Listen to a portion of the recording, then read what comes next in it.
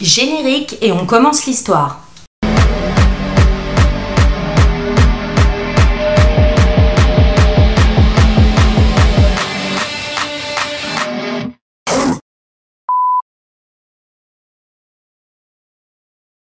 La police de l'Arizona a donné de nouveaux détails sur la découverte des 2 enfants, une fille et un garçon, de Lori Wallow qui avaient été enterrés dans le jardin. Les 2 corps, celui de Gigi Wallow et Tylee Ryan, avaient été retrouvés en juin 2020 dans le jardin de Chad Daybell, qui partageait sa vie avec leur mère Lori Wallow. Alors c'est une ex-Miss Texas, elle a fait aussi un petit peu de mannequinat vite fait, elle a participé à une émission télé où elle avait gagné 16 ou 17 000 $ et elle a été mariée 5 fois. Elle passe pour l'épouse parfaite, parce qu'elle est blonde, toujours bien habillée, elle s'occupe super bien de ses enfants et c'est une jolie femme, ancienne Miss. Et là, je vous le dis, méfiez-vous des apparences. Son premier mariage a été avec un inconnu en 92 et il s'est terminé par un divorce. Ensuite, elle a épousé William Logioa en 95. Ils ont divorcé. En 2001, Lori Wallow a épousé son 3e mari, Joseph Ryan, avant de divorcer encore en 2004. Puis elle a épousé Charles Wallow en 2006 et là le Charles, il a eu du nez, c'est lui qui a demandé le divorce et heureusement vous allez comprendre, pour ceux qui sont pas au courant de l'histoire, valait mieux pas rester avec elle sinon tu finissais mal 6 pieds sous terre, si tu vois ce que je veux dire. Et enfin Lori Wallow a épousé Chad en novembre 2019. Bon, vous avez tous les détails de cette histoire parce qu'il s'est passé énormément de choses dans l'adolescence, tous ces mariages, dans la vie de Lori Wallow. Donc je vous invite à aller voir mon ancienne vidéo, je vous mets le lien. Mais là, on continue parce qu'il y a du taf et des news. Un rapport de 2500 pages a été dévoilé par la police de l'Arizona. Il contient de nouveaux détails sur cette affaire. En effet, sur cette mère accusée avoir... A few moments later. En effet, sur cette mère accusée avec son mari Chad d'avoir tué ses 2 enfants, Gigi et Tyler. Alors eux, le beau-père et puis Lori la mère, ils n'ont jamais dénoncé la disparition de leur enfant. C'est-à-dire qu'ils vont continuer à faire leur petite vie.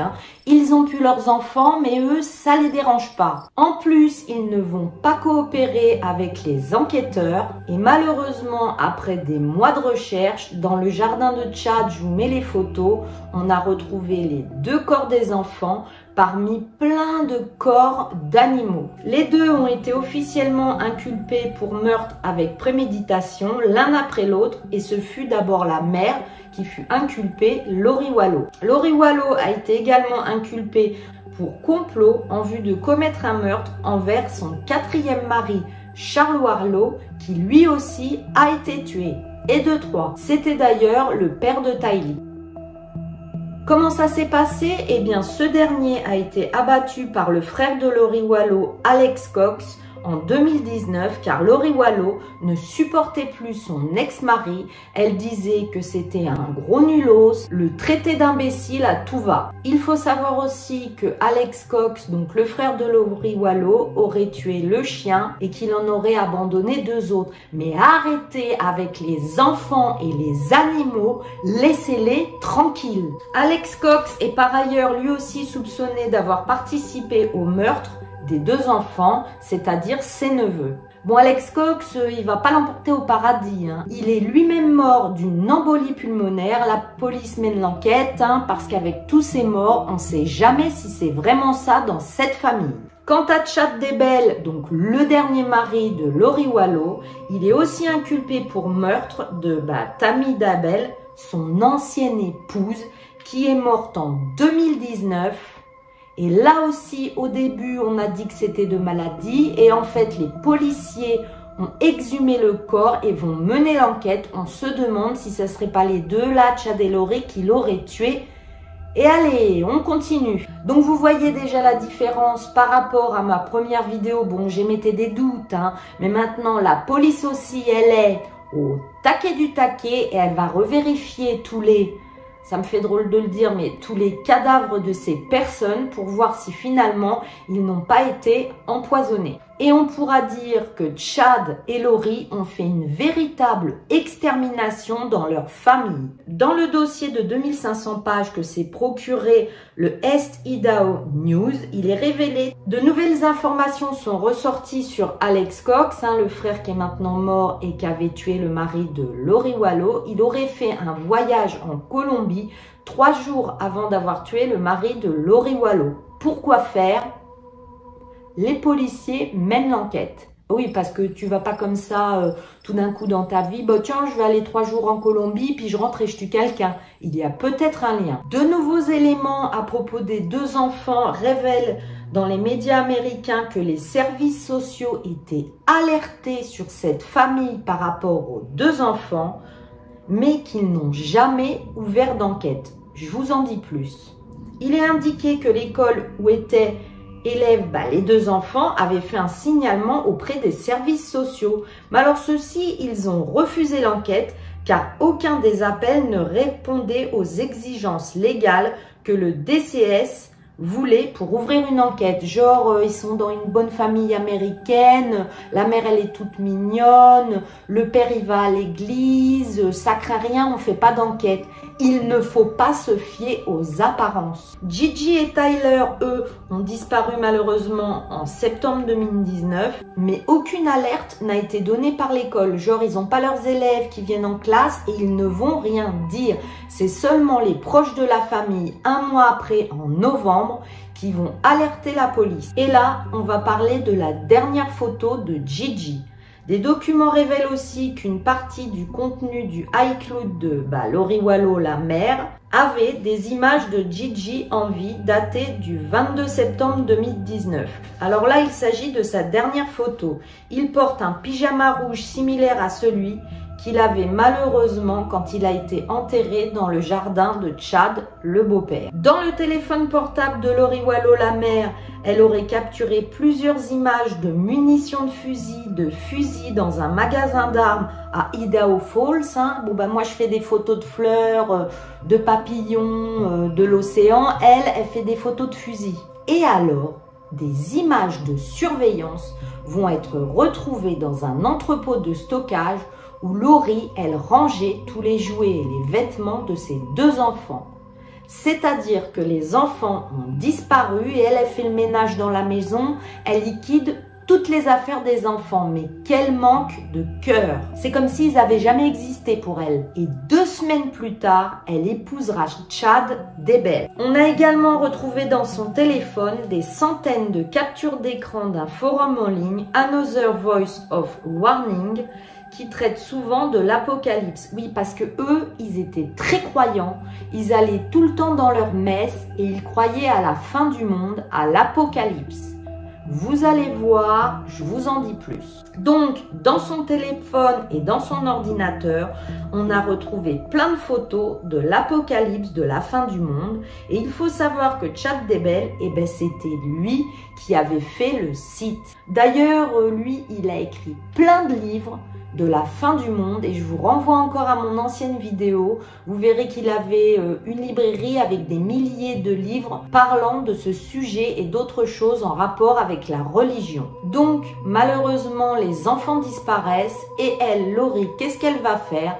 2 semaines plus tard, alors qu'on ne sait pas où sont ses enfants, elle épouse Chad Daybell. Puisque la famille a dit qu'elle s'inquiétait de ne plus voir les enfants et qu'elle est allée voir la police, Lori Wallo, elle refuse de collaborer avec la police et elle décide de s'enfuir avec son dernier mari Chad à Hawaï. Bon alors là, ils vont vivre leur meilleure vie. Ils vont louer une super belle maison, océan et palmiers, ils vont se promener, ils vont faire les courses, ils vont fêter leur mariage, je vais vous mettre les photos, collier de fleurs, ça joue du ukulélé, mais bon sang, mais il y a 2 enfants qui ont disparu et eux ils vivent leur meilleure vie. Mais ça m'énerve, même si je connais l'histoire, je peux encore m'énerver, je trouve ça tellement injuste. Bon, enfin la police va arrêter Lori, mais pas son mari. Mais oui, parce qu'en fait, les enfants, c'est les enfants de Lori. Donc, dans un premier temps, la police va se rendre à Hawaï et arrêter Lori. Suite à l'arrestation, Lori, elle sera extradée par avion pour revenir aux États-Unis sous haute escorte policière où, jusqu'au dernier moment, avant qu'ils se séparent sur l'aéroport, Chad et elle, Lori, riaient, ils s'embrassaient et ils discutaient, ils riaient, ils s'embrassaient, ils étaient tout foufou. Non mais là, il y a un manque de jugement flagrant. Ils sont complètement éclatés de la caboche. Ils se rendent pas compte de la situation. De là, elle va être inculpée pour dissimulation de preuves et conspiration. Bon, elle va plaider non coupable. Et enfin, son mari, lui, va être arrêté quelques semaines plus tard, après malheureusement la découverte des 2 enfants sous terre dans son jardin. L'acte d'accusation ne fournit pas de détails sur la manière dont les victimes ont été tuées. Les documents confirment en revanche que Chad Daybell et Lori Vallow approuvent et suivent des croyances religieuses dont le but est de justifier ou d'encourager de tuer des personnes. Disant, je cite, « Ils sont mieux là où ils sont. Ils ne souffrent plus. Il faut débarrasser le monde de tous ces zombies. » Lori Vallow donc et Chad Daybell sont tous les 2 membres, comme vous l'avez compris, d'une secte religieuse mormone qui prépare au retour de Jésus sur terre et peut-être de l'apocalypse. Je vais vous donner des détails sur la découverte des corps des enfants. Donc si vous êtes très sensible, scrollez à 2 minutes plus loin. Gigi, le garçon, le fils, donc, a été placé à l'intérieur d'un sac, ses chevilles et ses poignets attachés par un ruban adhésif. Ce ruban avait également été utilisé pour entourer du plastique autour de son visage. Les corps des 2 enfants de Lori Vallow se trouvaient dans une sorte de cimetière pour animaux installé dans le jardin de Chad, leur beau-père. C'est là que les autorités ont récupéré une masse de chair impressionnante et d'os brûlés d'animaux dans un grand contenant vert. Dans ce seau vert, ils ont retrouvé un crâne humain à Tylee, la fille de Lori Vallow. Mais les langues vont se délier et heureusement, j'ai envie de vous dire, Colby, le fils de Lori, s'est exprimé pour la première fois dans un podcast. Cet homme, il était resté jusque-là très discret sur l'affaire parce qu'il était extrêmement éprouvé. Il dira qu'il se souvient d'elle comme une personne populaire, amusante, aimante et qu'elle aimait s'occuper de sa famille, que c'était une très bonne mère. Ah tu m'étonnes toi, ça n'a pas duré. Mais peu à peu, il dira que Lori Vallow est devenue une autre personne. En effet, elle a été mariée à 5 reprises. Bon, ça n'a rien à voir, on peut se marier plein de fois et être adorable. Mais que, au fur et à mesure de ses mariages, elle ne choisissait que des maris qui adoptaient ses propres croyances religieuses. Des croyances qui sont devenues pour elle obsédantes. Avant même d'épouser Chad Daybell qui lui, il était à fond dedans. Ça serait grâce au frère Alex Cox, celui qui a tué l'ex-mari de Lori, qu'elle aurait déjà mis un premier pied dans ce monde troublant de culture obsédante. Lorsque Gigi et Tylee ont disparu en septembre 2019, Adam Cox, le gentil frère, lui, il a su immédiatement que quelque chose n'allait pas. Il dira: Lori et Alex étaient avec ces gens qui parlaient de la fin du monde. Elle parlait beaucoup de la mort, de la vie d'après, à quel point la vie d'après, elle était super géniale, que ses enfants ne souffriraient pas dans cette deuxième vie-là. Il se souvient du moment où il s'est rendu compte qu'il n'avait plus de nouvelles. Il a appelé Lori Vallow, ne lui donnait pas d'explication. Il dira: je me suis dit, s'ils vont bien, Lori me dira où sont les enfants. Si elle me dit, eh bien, je vais pas te dire où sont les enfants, ça veut dire que les enfants ne sont plus en vie. Et parce que malheureusement, elle ne lui donnera aucune réponse, le frère comprendra qu'il était arrivé quelque chose d'horrible. Et puis là, alors que Lori Vallow devait être jugée au tribunal, elle va être déclarée mentalement inapte à subir son procès auquel elle aurait dû faire face. Bon, alors je vais vous mettre toutes les photos du jugement préliminaire. Elle ne fait que rire, elle ne fait que discuter, elle rigole. En plus, elle arrive au procès, elle est maquillée comme un carré d'as. On dirait Cécile Story qui va faire une vidéo. Elle a mis du rouge à lèvres rouge. Et là, du coup, ils vont se dire qu'elle n'est pas nette. Et ils vont l'interner dans un établissement pour santé mentale. Des documents judiciaires montrent qu'elle a été condamnée à rester incarcérée au moins 180 jours dans cet établissement parce que donc, je viens de vous le dire, elle est mentalement inapte à se défendre. Chad Daybell, qui a également été inculpé de meurtre au premier degré et de fraude à l'assurance dans la mort déjà de son épouse Tammy Daybell et doit encore comparaître devant le tribunal pour la mort des 2 enfants de Lori. Lui aussi, là, la peine, elle va pas être petite, parce que entre la mort de sa femme et les 2 enfants de Lori, j'espère qu'il restera en prison. Alors lui, Chad Daybell, il va dire qu'il est innocent, qu'il n'a pas tué les 2 enfants et qu'en plus, il a des preuves à ça. Non mais écoutez bien ça, preuve irréfutable. Il dit que les enfants étaient enterrés si peu profond que c'est forcément une femme qui les a enterrés parce qu'un homme, lui, il ferait de plus gros trous. Et qu'en plus, il n'est pas assez bête pour cacher les corps dans son propre jardin. Sauf que le gars, après que les enfants aient disparu, comme par hasard, il a pris la fuite avec sa femme dans l'avion direction Hawaï.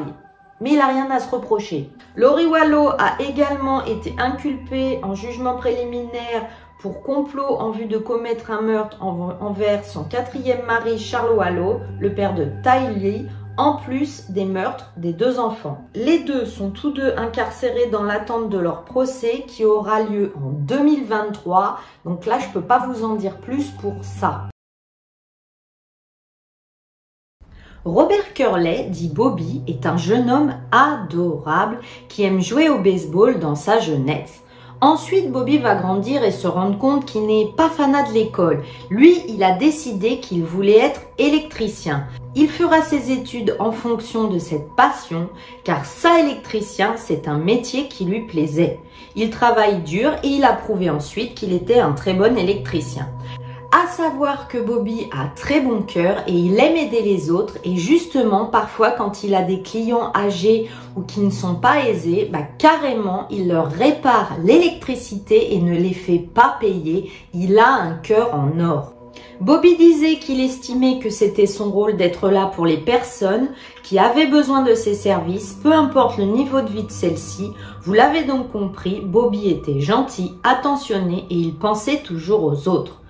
À part la passion de son métier et d'être électricien, Bobby adorait la pêche. D'ailleurs, il s'était acheté un bateau et passait des heures sur un lac à côté de chez lui à pêcher, mais pas que.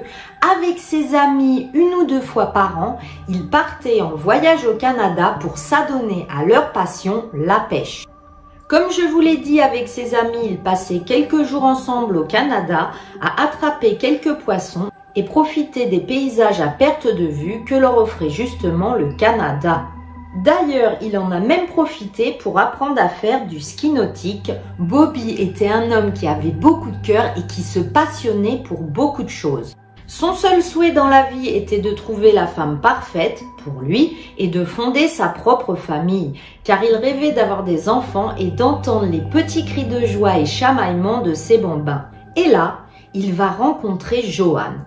Joanne Marie Chopak est née le 23 septembre 1963. Bobby était ravi quand il a rencontré Joanne, qui selon lui avait toutes les qualités de la femme parfaite. Elle était attentionnée, souriante, blagueuse et extrêmement douce. Joanne avait une petite fille de 3 ans d'un précédent mariage et Bobby adorait cette petite fille. Il l'a tout de suite considérée comme sa fille et d'ailleurs, il voulait adopter cet enfant. Parlons du premier mariage de Joanne. Malheureusement, il s'était achevé de façon tragique car son premier mari était mort décapité dans un accident de voiture. Elle était donc si reconnaissante à Bobby de les aimer toutes les 2 après le drame qu'elle venait de traverser. À savoir que Joanne devait toucher 1,7 million de dollars d'assurance vie après la mort de son premier mari John qui donc, comme je vous l'ai dit, était mort dans un accident de voiture. Puis Bobby avait pris goût aux soirées calmes et à la vie de famille. Il s'est pris de passion pour regarder des matchs de football et de baseball à la télévision. Mais il avait bien d'autres passions que les matchs de football à la télévision et la pêche. Car vous l'avez compris, Bobby c'était un homme gentil et passionné qui ne faisait jamais les choses à moitié. Il était fier d'avoir des origines irlandaises et d'ailleurs, il avait toujours voulu visiter l'Irlande, c'était un de ses rêves. De plus, il adorait sa mère et ils étaient très fusionnels et il s'occupait beaucoup d'elle, lui rendait énormément de services et il était friand de la cuisine de sa mère. Si je vous parle de tout cela, c'est pour que vous compreniez que Bobby était donc un père de famille qui s'occupait de sa famille, de ses clients, de sa mère dont il adorait la cuisine. Il traitait tout le monde avec beaucoup de respect et sa famille avec beaucoup d'amour. D'ailleurs, il disait qu'il était hyper fier d'être le fils de sa mère et qu'il avait hâte d'avoir un fils ou une fille pour qu'elle puisse, elle, être fière d'être grand-mère. Tout se passait bien dans la vie de Johan et de Bobby et maintenant Bobby lui s'occupait d'un énorme chantier électrique dans un laboratoire qui traitait des produits chimiques. Il gagnait très bien sa vie. Malheureusement, nous sommes dans une DPAE et cela ne va pas du tout durer comme ça.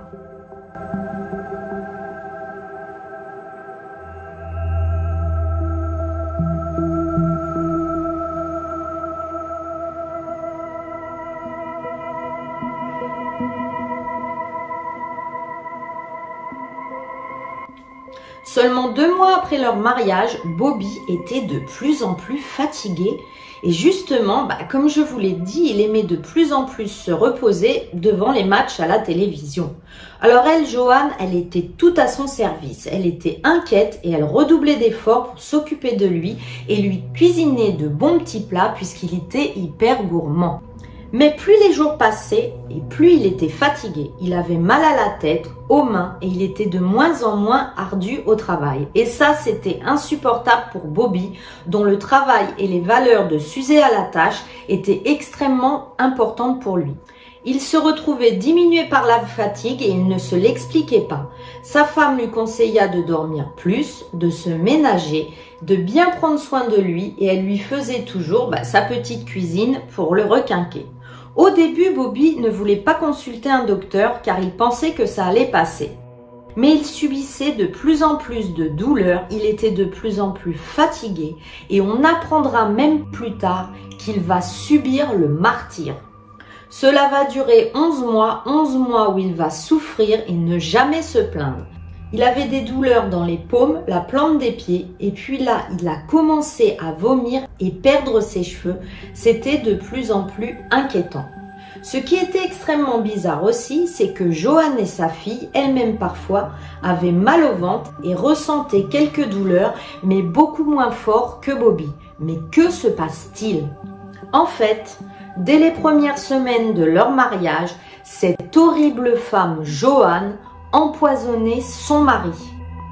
Elle l'a fait sur une période de 11 mois et l'a vu souffrir d'une douleur atroce tout en continuant son funeste et ignoble plan. Au bout d'un moment, Bobby fut conduit à l'hôpital dans d'atroces souffrances et aux mains des infirmières, Bobby reprend des forces et va de mieux en mieux de jour en jour. Alors elle va décider de lui porter le coup final. Elle va venir à l'hôpital avec du thé et là on n'est pas sur du goût patient. Elle vient donc avec du thé et une pizza pour les lui faire absorber en tant qu'épouse très dévouée. Vous vous en doutez, la pizza et le thé sont empoisonnés car en effet, la pizza et le thé qu'elle a apporté à l'hôpital sont blindés de poison, une dose massive de thallium, un élément chimique présent dans la morora et les insecticides. Ainsi, elle était sûre de l'achever et de finir son travail, entre guillemets. Ce qui a rendu Bobby extrêmement malade une fois de plus. À ce moment-là, Bobby n'est plus aveugle puisqu'il comprend bien que quand il était chez lui, il souffrait de douleur. À l'hôpital, ça allait mieux. Sa femme lui donne à manger et il souffre à nouveau de douleur. Il avait compris que Johan essayait de le tuer. Il en avait informé une infirmière de ses soupçons tout en implorant de l'aide. Mais malheureusement, Bobby est tombé dans le coma et a été déclaré en état de mort cérébrale à l'âge de 32 ans. Pendant ce temps-là, à l'hôpital, puisque Bobby est en état de mort cérébrale, les médecins demandent à Johan s'il devait maintenir en vie Bobby. Alors bien sûr, elle a demandé de retirer le respirateur artificiel. Alors, elle choisira le jour et l'heure où il devait mourir en septembre 1991. Elle a attendu dans la chambre jusqu'à ce qu'il rende son dernier souffle et n'a jamais versé une larme, comme si elle était spectatrice d'un spectacle réjouissant dont elle était la principale actrice. Ce qui est triste malheureusement dans ce cas-là, c'est que la famille de Bobby n'a pas eu son mot à dire puisque c'est l'épouse qui décide de tout. La famille de Bob n'avait pas son mot à dire dans cette affaire puisque, comme je viens de le dire, le conjoint avait tout le contrôle et avait toute décision à prendre avec les médecins. En l'espace de quelques mois, cet homme à la vie saine et joyeuse qui était dictée par l'entraide aux autres venait de mourir aux mains d'une femme ignoble. Et encore plus ignoble, les autorités ont déterminé plus tard qu'elle avait avalé elle-même une petite partie du poison et qu'elle en avait donné à sa propre fille. Elle avait fait ça pour jeter les soupçons sur un des collègues de travail de son mari, qu'elle penserait à incriminer plus tard pour se disculper elle-même. Disant que celui-ci avait mis le poison dans le thermos de Bobby qu'il posait au travail chaque jour et que elle et sa fille parfois buvaient dedans à la maison.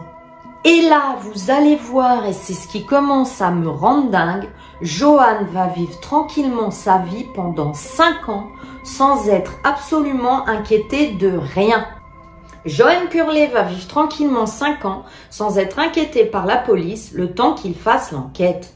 Car comme il y a empoisonnement et que Joan et sa fille ont eu des symptômes, ils vont vérifier avec des scientifiques en combinaison hermétique le lieu de travail de Bobby, qui est un laboratoire d'analyse avec énormément de produits dangereux. Ils vont même vérifier aussi tous les lieux en contact avec lui, avec sa femme et avec la petite fille. Joan, elle, pendant ce temps-là, elle va même porter plainte contre le lieu de travail de son mari. Ah, moi je vous le dis, heureusement que l'hypocrisie et l'indécence ne tuent pas.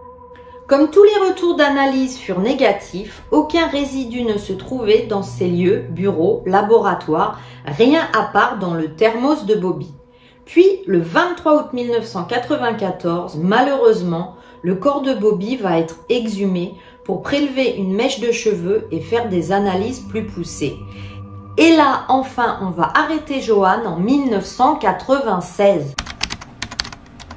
Elle, direct, elle va accepter de plaider coupable de meurtre au 3e degré et elle a donné des détails sur comment, pourquoi, quand et où elle avait commis ces horribles actes d'empoisonnement.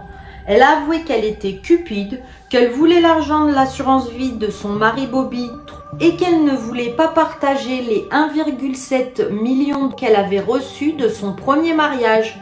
Oui, oui. Encore une fois, le meurtrier n'avait comme seul motif que la cupidité, de se servir d'une personne innocente pour arriver à ses fins d'une vie à l'abri des soucis d'argent.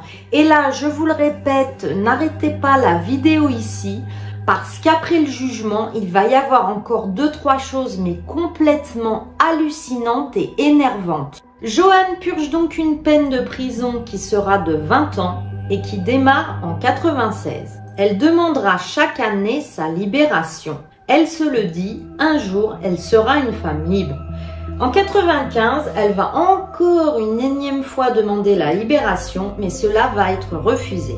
À savoir que la famille de Bobby Curley assistera à toutes les audiences de commission des libérations conditionnelles de Joan Curley pour lutter contre sa libération anticipée.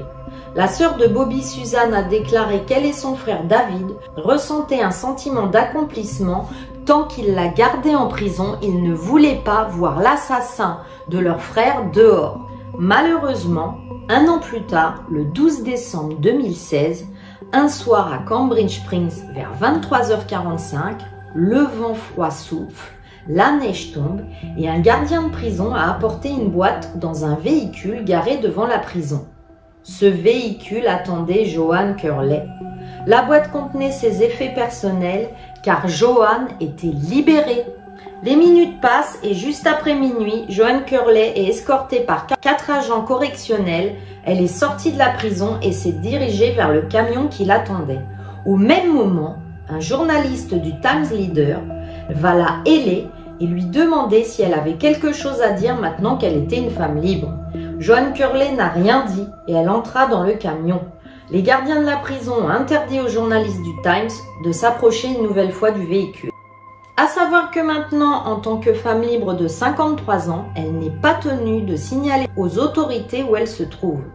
Les frères et sœurs de Bobby ont déclaré qu'ils n'avaient aucune idée de l'endroit où Joanne Curley avait l'intention de vivre. Ah bah moi je vous le dis, ils vont vite le savoir les pauvres frères et sœurs. Car là, accrochez-vous, cela me sidère et croyez-moi, au fil des enquêtes, j'en ai vu des choses, mais là c'est totalement dingue. Nancy Verespi Curley, qui était mariée au frère de Bobby la victime, donc Nancy la belle-sœur, elle va recevoir Joanne chez elle pour dormir la nuit de sa sortie de prison. Oui, la belle-sœur de Bobby. Contactée par le Times, la belle-sœur a répondu « Je n'ai aucun commentaire sur l'histoire de Joanne Curley, donc si c'est pour cela que vous me contactez, je n'ai rien à dire. » Et elle a raccroché. Et le pire du pire, parce que vous croyez que déjà que la belle-sœur reçoive l'assassin de Bobby chez elle, c'est énorme. Il y a encore pire, cette belle-sœur habite en face de la maison du frère de Bobby. Et oui, de pire en pire comme je viens de vous le dire. La belle-sœur vit en face de la maison de la famille Curley, frère de Bobby, David. Donc si vous suivez ce que je viens de dire, la femme qui a tué son frère a dormi en face de chez lui. Je ne veux pas m'énerver, on parlera de tout ça à la fin de la vidéo. Donc, le lendemain, elle serait partie et se serait rendue chez un parent à Bear Creek. La famille Curley s'est battue pour faire adopter une loi visant à aider les familles des victimes de crimes violents. Cette loi est adoptée en juin 2013. Elle permet à ces victimes ou à leurs représentants de témoigner devant la commission des libérations conditionnelles avant la décision de libérer un délinquant de prison. Bobby a laissé derrière lui une mère, une sœur, un frère à qui il manque beaucoup, alors que Joanne, elle, a pu recommencer sa vie à l'âge de 53 ans.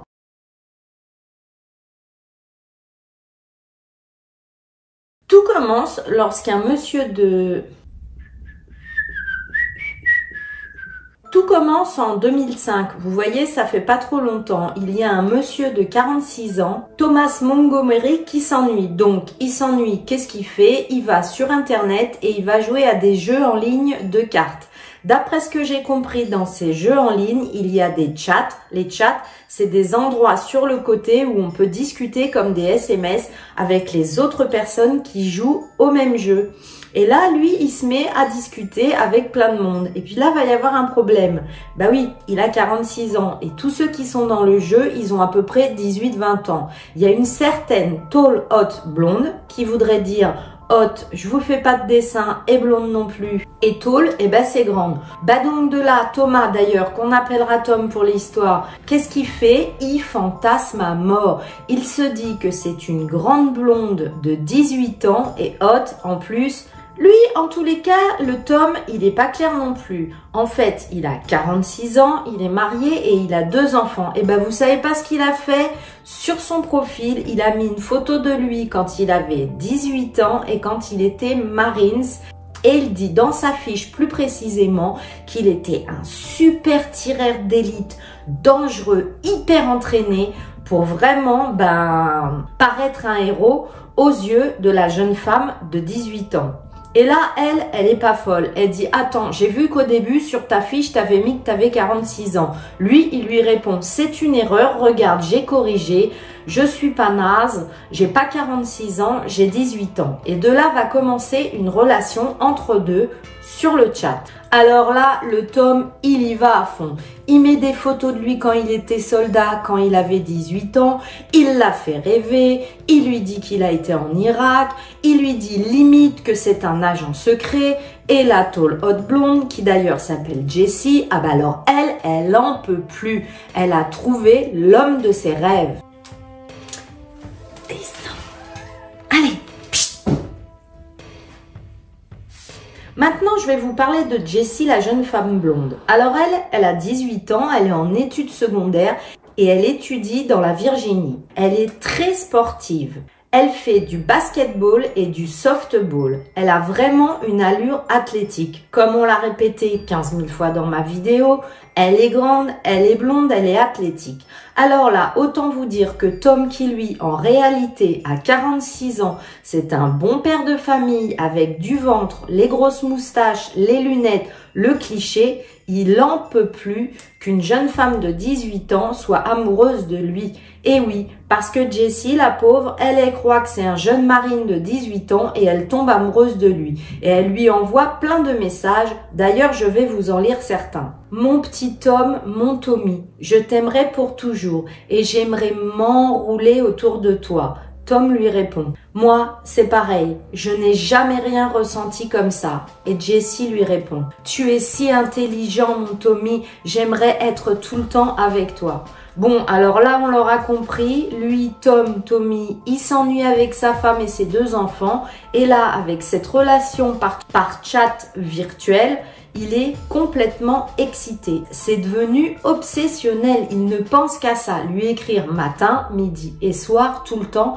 Parler avec sa Jessie et il est même très fier. Il se dit que c'est une super belle nana, qu'il a trop de chance. Et là, qu'est-ce qu'elle fait Jessie? Elle commence à lui envoyer des lettres d'amour. Mais pas que.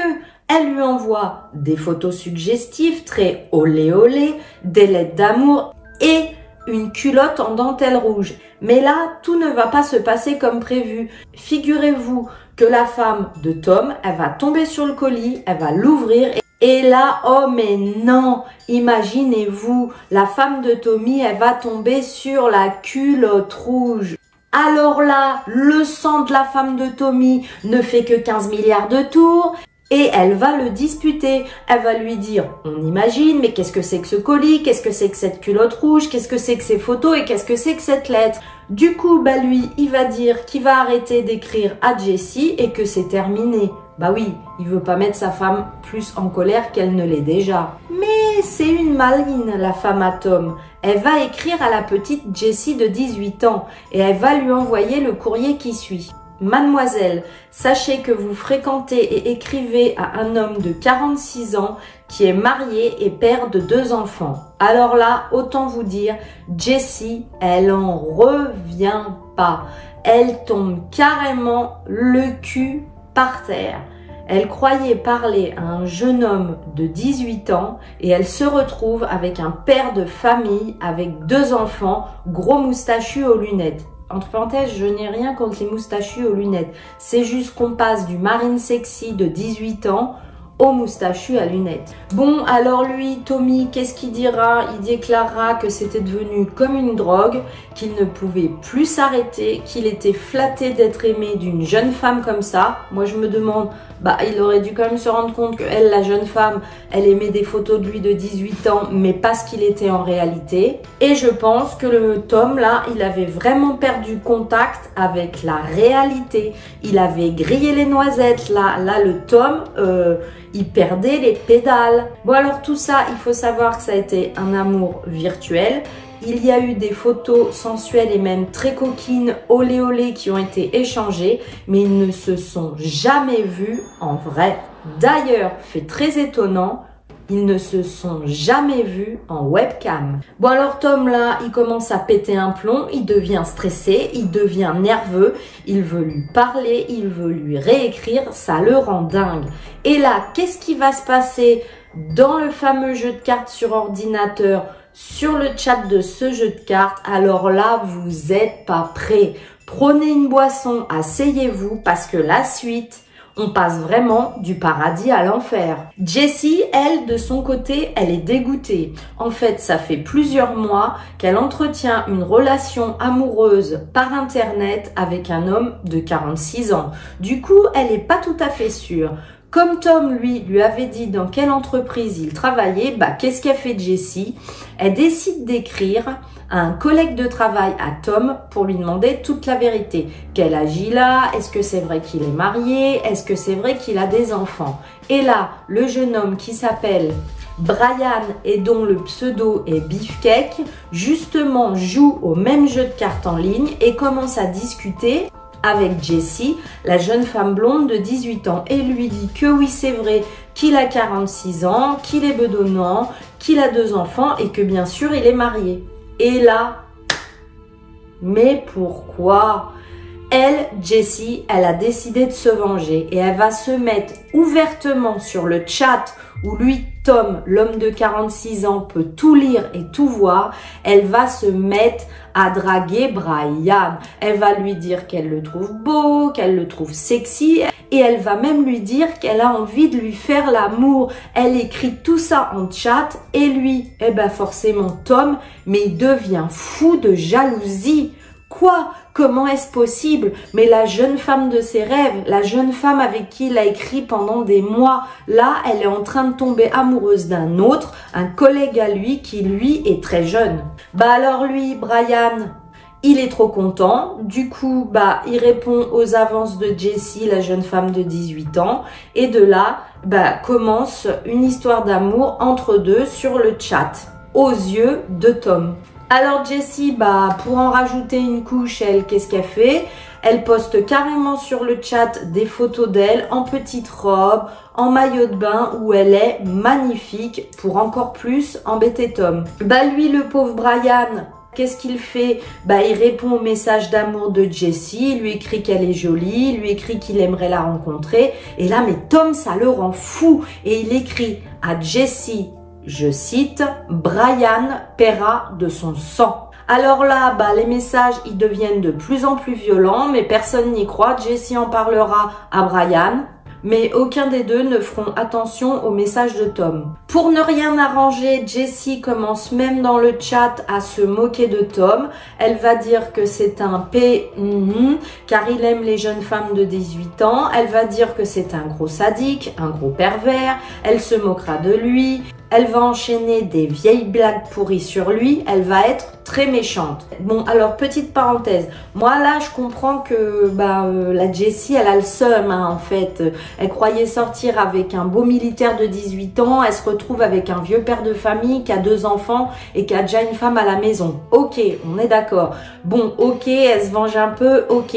Mais là, ça va trop loin. Ça dure, c'est du harcèlement. Ça dure depuis plusieurs semaines. Sur le chat, lui, le monsieur, il voit tout. Alors, je le défends pas, hein. Lui, c'est pas mieux, hein. Depuis quand on sort avec des jeunes filles de 18 ans, quand en plus on est marié et on a des enfants? Mais là, je trouve que l'histoire, ça sent le roussi, mes petits amis. On dirait une vieille biscotte qui est restée dans le grille-pain et qu'on a rappuyé 3 fois dessus. L'histoire, là, l'affaire, on sent bien que ça va cramer. Je vous le dis. Et puis là, on sait pas pourquoi.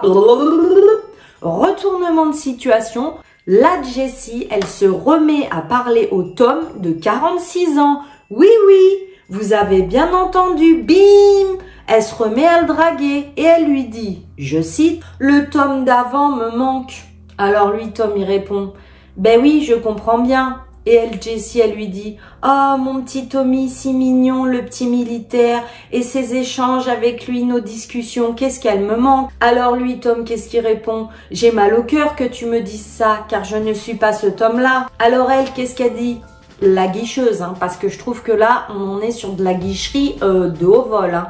Elle dit, oui, mais tu es Tom quand même. Alors lui, il dit, ravi de l'entendre. Et elle répond, je connais ce Tom-là, ce Tommy. Non mais là, on croit rêver. Elle va les rendre dingues, les 2 gars. Bon bah lui, pour Tom, c'est le jackpot. Il se dit, punaise, la Jessie, elle est canon, elle a 18 ans, elle sait que j'en ai 46, que je suis pas un top modèle et je lui manque quand même. Il se dit, alors là, j'ai tiré le gros lot. La nana, elle est quand même amoureuse de moi. Donc bah, pause, hein. Oui, je sais, je fais souvent des pauses. On peut dire que le monsieur, là, il a plus du tout les pieds dans la réalité. Hein. Je sais pas où sont ses pieds. Hein. D'ailleurs, si vous trouvez un de ses pieds quelque part, rendez-lui. Hein. Parce que le gars, il a perdu totalement le sens de la réalité. J'ai l'impression que la Jessie, elle se fout de la gueule de tout le monde. Bon, bah lui, comme je vous l'ai déjà dit, il dira que c'était une drogue, qu'il était accro. Et là, il a envie de la voir en vrai. Son envie de la voir en vrai devient de plus en plus obsessionnelle. Il passe tout son temps sur son ordinateur. Elle lui envoie encore des photos. Et là, sa femme va tirer la sonnette d'alarme. Elle lui reproche d'être trop sur son ordinateur et se doute qu'il a repris contact avec Jessie. Et là, ça sent pas du tout bon pour leur mariage. Du coup, elle, la Jessie, elle a rompu avec Brian.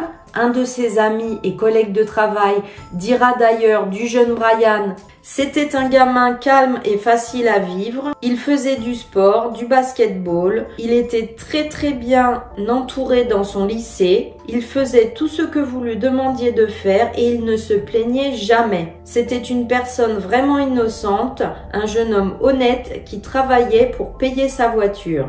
Il cherchait simplement une amitié sur Internet. Voilà, donc comme toujours, ce sont les gentils qui vont trinquer. Et puis là, un jour, ça va être le pompon sur le gâteau parce que Tom, lui, va sortir de son travail et entendre Brian dire à un de ses collègues la petite Jessie là, elle a accepté que je vienne la voir et bientôt, croyez-moi, je vais lui péter la cerise. Excusez-moi des propos, ça a été traduit comme ça. Le jeune homme, il a dit qu'il allait lui péter la cerise. Bon, enfin bref, tout ça, Tom, lui, il apprécie pas du tout. Il a envie de casser la gueule au jeune Brian.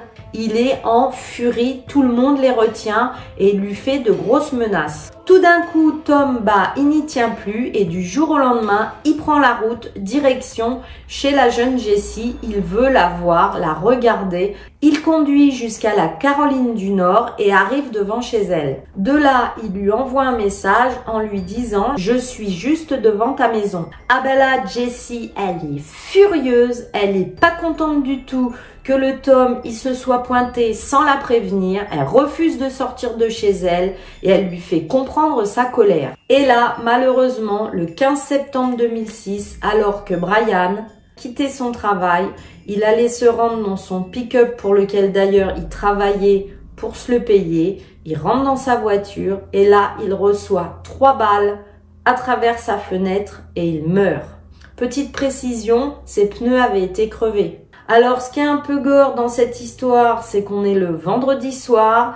Le jeune Brian va passer 2 jours, le samedi et le dimanche, au volant de sa voiture, mort, parce que tous les ouvriers sont partis, tous ses collègues de travail sont rentrés chez eux, et c'est seulement le lundi matin qu'un de ses collègues de travail va le retrouver mort. Bon alors, la police, elle est au taquet du taquet, elle va rapidement apprendre l'existence d'un triangle amoureux, et elle va enquêter là-dessus. Malheureusement, impossible de trouver Tom. Alors eux, qu'est-ce qu'ils vont faire?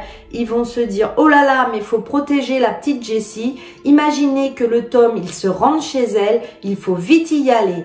Et à fond, toute sirène hurlante, il se dirige chez la petite Jessie de 18 ans pour la protéger. Mais lorsque la police arrive chez elle, il toque à la porte.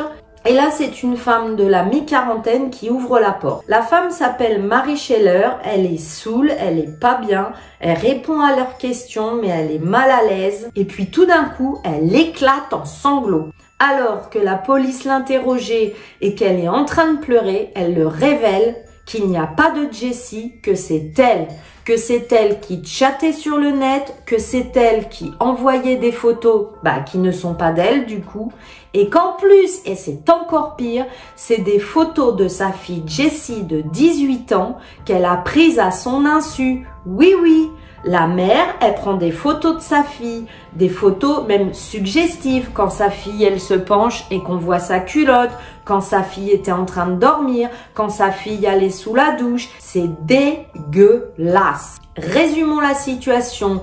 Le Tom de 46 ans était amoureux d'une jeune fille qui elle-même ne savait pas que Tom existait, puisque c'était la mère de la jeune fille qui prenait des photos de la jeune fille et l'envoyait au Tom. Puis après, elle a mis dans la boucle le jeune homme et collègue de travail de Tom, Brian, qui lui aussi est tombé amoureux de Jessie, avec qui elle discutait. Sauf que la Jessie, elle n'était pas au courant. Tout le long de cette histoire, c'est une femme de la mi-quarantaine qui a fait croire à 2 hommes qu'ils étaient amoureux d'une jeune fille.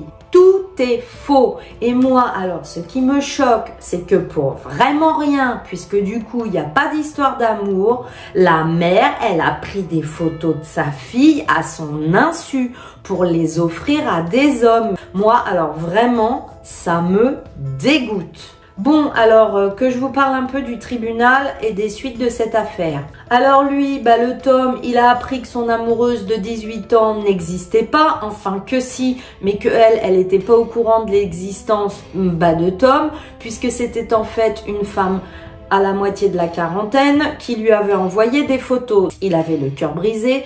Tout ça n'était en fait qu'un faux amour. Il a été inculpé, il a plaidé coupable du meurtre de Brian Barrett. Il écopera de 20 ans de prison. Les procureurs ont déclaré qu'on a trouvé sur plein d'objets l'ADN de Tom, donc il ne fait aucun doute qu'il est coupable. Ils ont même trouvé un vieux fusil militaire avec lequel Tom aurait tiré sur Brian. Pendant ce temps-là, les procureurs de Buffalo ont cherché par tous les moyens à inculper la mère Mary Schiller de quelque chose et malheureusement, comme elle n'a jamais demandé d'argent à aucun moment de cette affaire, certes, il y a eu usurpation d'identité, mais pas pour escroquer de l'argent.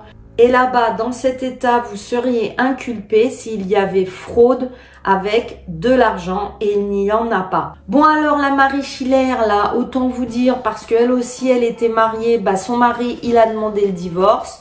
Sa fille Jessie, mais quelle honte la pauvre, elle n'a plus jamais voulu la voir. Par contre, elle a un fils qui lui continue à la voir. Jessie, elle a totalement coupé les ponts du coup avec son frère, avec sa mère. Elle a continué ses études et à ce jour, j'ai pas réussi à trouver d'informations et savoir ce qu'elle devenait. Quant à la mère, Mary Schiller, croyez-le ou non, c'est dingue.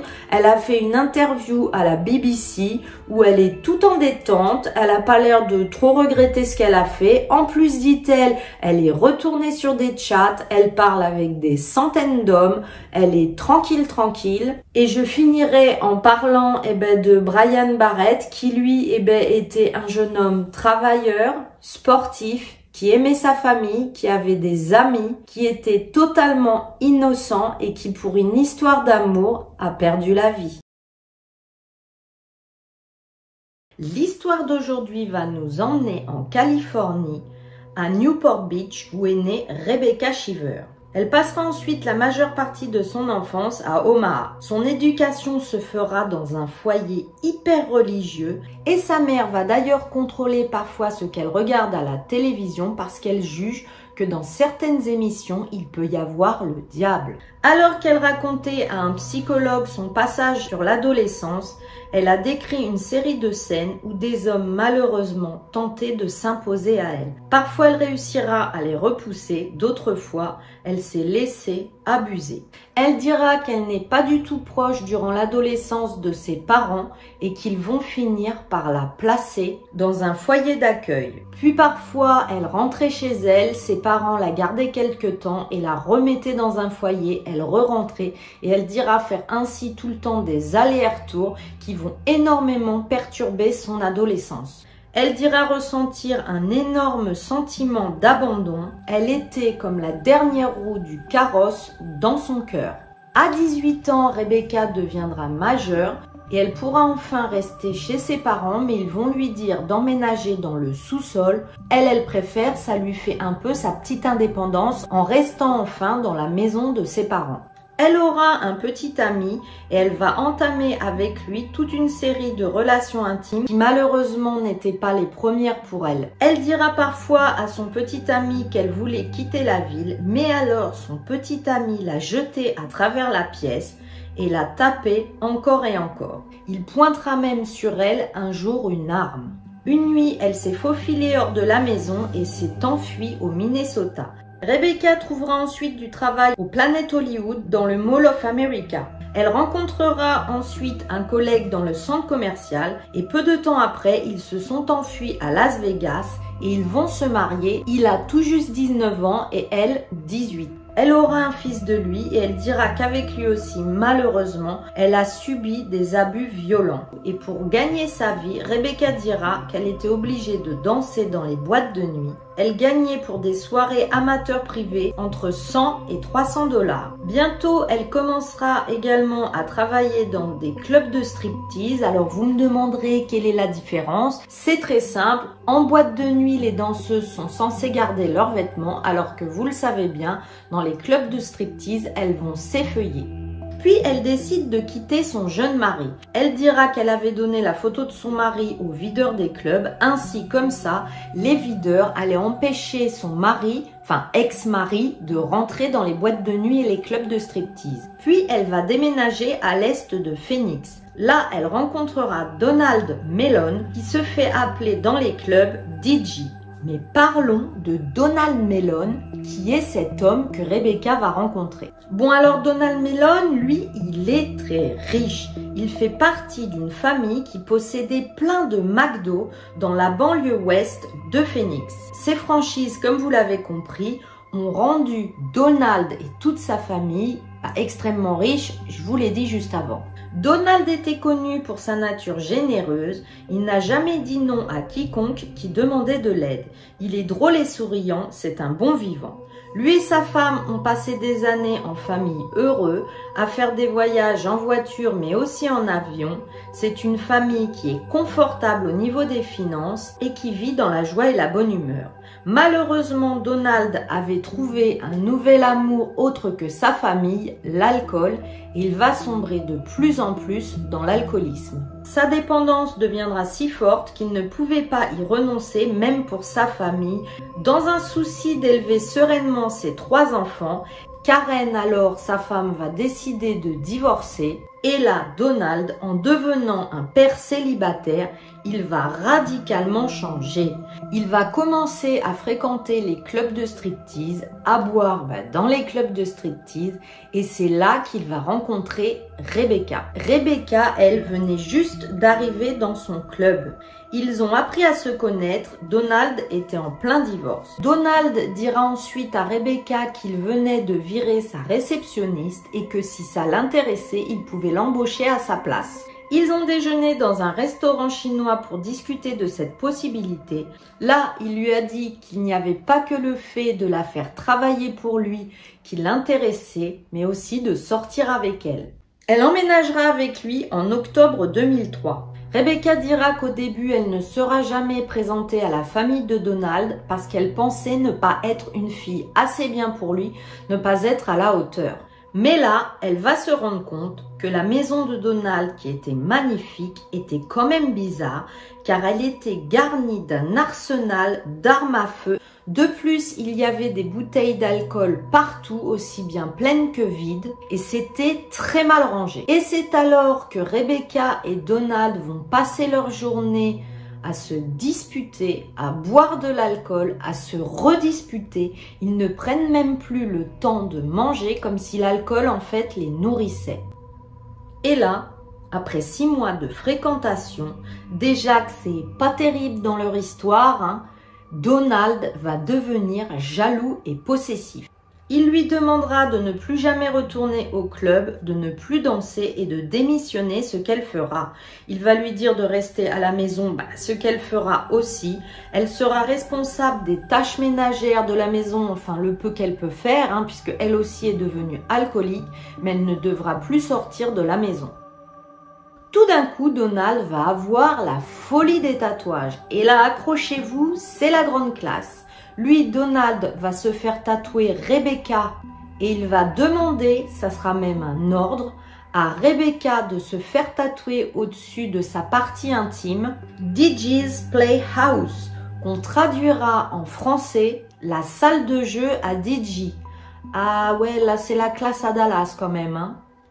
Des amis diront plus tard au détective que les deux se battaient souvent, qu'ils étaient tout le temps ivres. Son ex-femme et ses enfants diront plus tard au détective de la police de Phoenix que Donald a changé quand il a rencontré Rebecca. Son ex-femme dira aussi au détective que durant tout leur mariage, il n'avait jamais été violent et qu'elle l'avait quitté parce qu'il s'était mis à boire. De plus, la famille de Donald ira de sa petite réflexion en disant qu'il pensait que Rebecca était simplement intéressée par l'argent de Donald. Et là, Donald, il n'a pas le temps de faire des claquettes, il va demander à Rebecca de l'épouser, elle dira oui et deviendra sa femme. La cérémonie a eu lieu à Huntington Beach en Californie en mai 2005. Mais là, bien que Donald lui avait promis de se calmer avec la jalousie après le mariage, eh bien c'est le contraire, cela a augmenté. En avril 2006, Rebecca et Donald sortaient d'un bar du quartier de Mills Avenue le centre-ville de Tempe. Tous deux avaient bu et selon le rapport de la police de Tempe, ils auraient commencé à se battre. Un homme a dit à la police qu'il avait vu Donald donner des coups de pied à Rebecca. Elle est tombée au sol. Donald a ensuite attrapé sa femme par les cheveux et l'a dirigée vers un taxi qui les attendait. Selon le rapport de police, l'adjoint s'est approché de Donald. Il s'est identifié, a montré son insigne. Donald a juré, c'est-à-dire qu'il a été vulgaire, il lui a dit des saloperies et il lui a demandé aux policiers de s'en aller. L'adjoint au shérif dira au chauffeur de taxi d'attendre car les renforts arrivaient. Les agents sont arrivés et ont essayé de parler avec Rebecca qui était assise dans le taxi. Elle a dit aux policiers qu'elle avait trébuché toute seule et qu'elle était tombée. Elle a même répété « il n'a rien fait ». Rebecca avait le nez ensanglanté, des égratignures sur les bras et des taches de sang sur son chemisier. Alors qu'un officier de police voulait prendre des photos de ses blessures, elle s'est retournée vers lui et lui a tendu son majeur. Rebecca, elle s'en tape le corbillard, elle veut rester avec Donald. Selon le rapport de police, Donald lui avait une petite égratignure sur la joue et son œil droit tout gonflé. Il a dit aux officiers qu'il avait juste eu une discussion avec sa femme. Il a nié qu'il s'agissait d'une dispute. Il a dit qu'elle s'était tournée pour lui faire face et qu'elle avait trébuché. Bon, les officiers, ils en ont marre et ils vont arrêter Donald. Il y aura plein de nouvelles disputes entre ces deux-là. D'ailleurs, lors d'une dispute, là, ça sera pas Donald qui sera arrêté, mais Rebecca qui a été très mal polie avec les policiers et limite violente avec eux.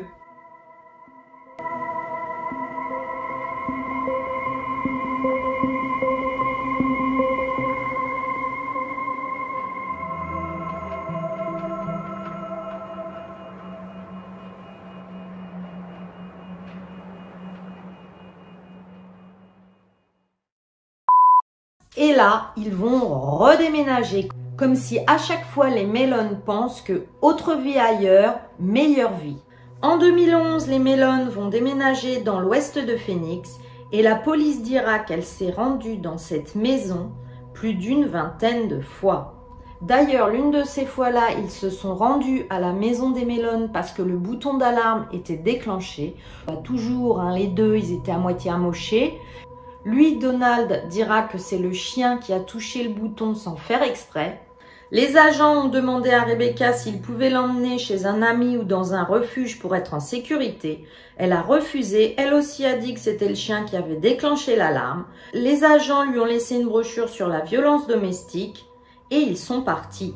Selon le rapport déposé par les policiers, Rebecca devenait tellement déconnectée de la réalité qu'elle était effectivement incapable de s'aider elle-même. À l'été 2012, Rebecca a déclaré que son mari devenait en plus du reste paranoïaque. À savoir qu'à ce moment-là, les Mellon vivaient dans une maison à Phoenix de plus de 400 000 $, presque un demi-million. Donald va encore descendre dans une spirale infernale en devenant de plus en plus paranoïaque. Il va mettre des serrures partout où lui seul aura le trousseau de clés, c'est-à-dire que Rebecca était enfermée dans une prison dorée. Donald dira à l'époque que s'il avait installé toutes ses caméras et ses verrous, c'est parce que la maison avait déjà été cambriolée. Fin juillet 2012, Rebecca tentera de quitter son mari. Il lui aurait tiré sur la queue de cheval, cassé son téléphone, retiré son iPad et l'aurait enfermé à l'intérieur de la maison. La police plus tard visionnera des heures et des heures d'enregistrement qui montrera que la relation du couple était « je te fais un câlin », puis « je me dispute »,« je te refais un câlin »,« je me redispute ». Lors d'un incident, une vidéo montrera même Donald se protégeant le visage alors que Rebecca ne cessait de le taper. Et là, c'est le drame. Un matin, Donald cherchait sa femme, il ne la trouvait pas. Elle était placée au-dessus de son coffre-fort et elle essayait de l'ouvrir. Cela a rendu fou Donald. On verra sur les caméras de vidéosurveillance Donald qui la tire en arrière sur le sol par la queue de cheval et la balance contre un mur. Arrive le soir du 31 juillet 2012, Rebecca est entrée dans le salon de sa maison. Elle est armée d'une arme de poing. Son mari est assis sur le canapé, il parlait au téléphone.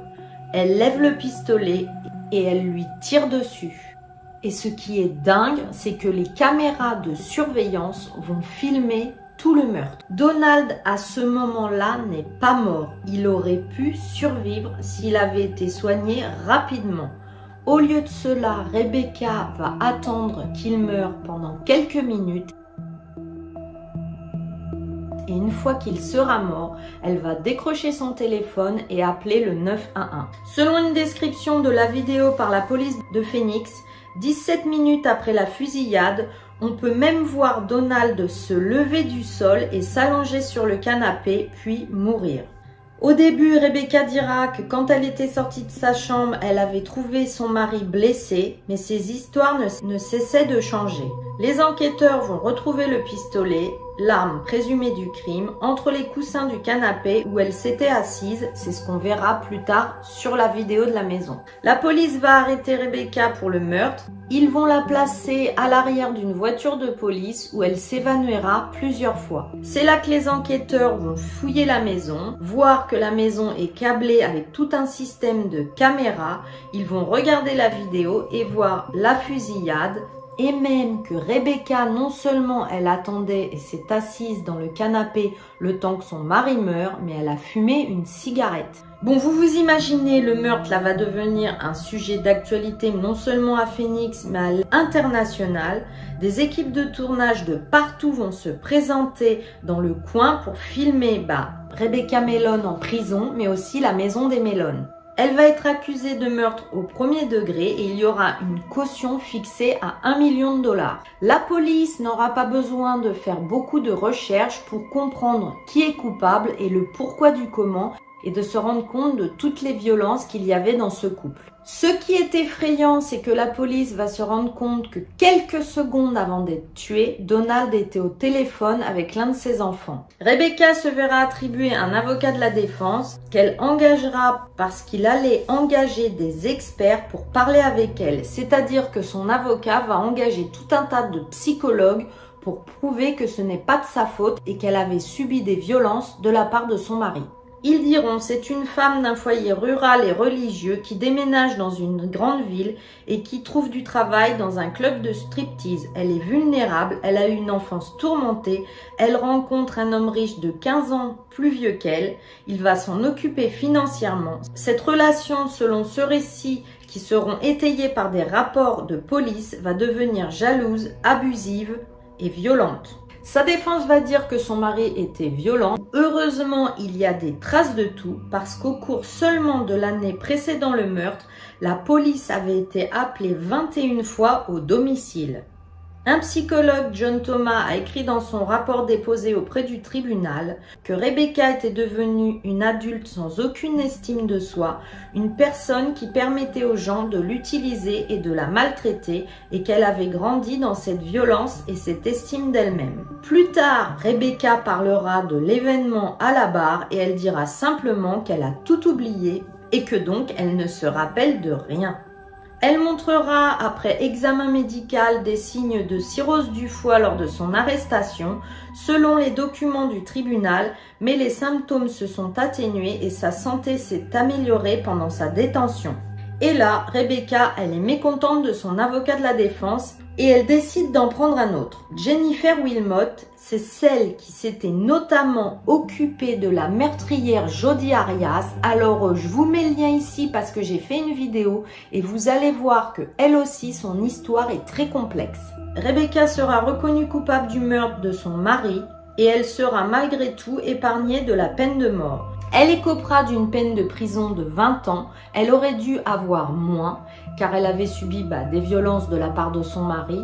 Mais la cour a estimé que c'était inhumain d'être assis à côté de lui et d'attendre qu'il meure. C'est pourquoi elle a eu 20 ans. Que ce soit la famille de Donald qui accuse Rebecca d'avoir pourri la vie de cet homme ou la famille de Rebecca et Rebecca elle-même qui accuse Donald d'avoir pourri la vie de Rebecca, les deux parties restent sûres que c'est la faute l'une de l'autre. Voilà, cette horrible histoire de la vie de cette femme et de cet homme est terminée.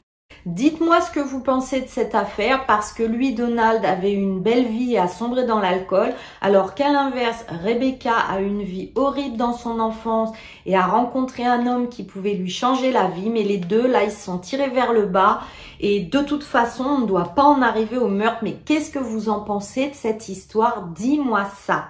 Je ne savais pas quoi laisser comme emoji dans cette histoire et j'ai repensé à la maison d'un demi-million et je me suis dit, eh ben, laissez-moi un emoji maison et si tu le trouves pas, tu m'en mets un autre. Je vous remercie encore pour tous les commentaires sous ma vidéo, ça me fait tellement plaisir et en plus, vous le savez, ça m'aide énormément pour le référencement. Laisse-moi un pouce en l'air, abonne-toi, clique sur la clochette. D'ici la prochaine fois, prenez bien soin de vous. Bye bye!